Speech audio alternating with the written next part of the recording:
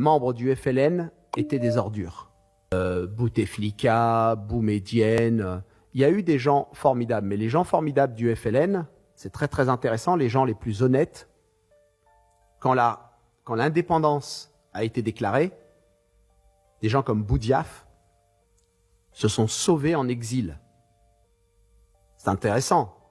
Ce type fait partie des révolutionnaires fondateurs de la Toussaint Rouge en 54. Il démarre la guerre.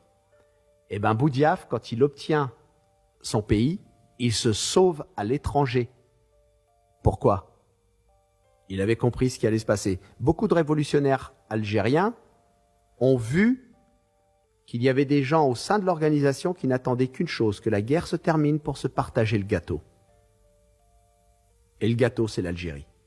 De Gaulle l'avait compris. Quand on lit De Gaulle et qu'on lit les biographies, en particulier une qui est sortie récemment de l'historien anglais Julian Jackson, De Gaulle avait compris que le FLN était un problème, mais un véritable problème, pas seulement pour la France, mais surtout pour le peuple algérien et surtout pour l'Algérie.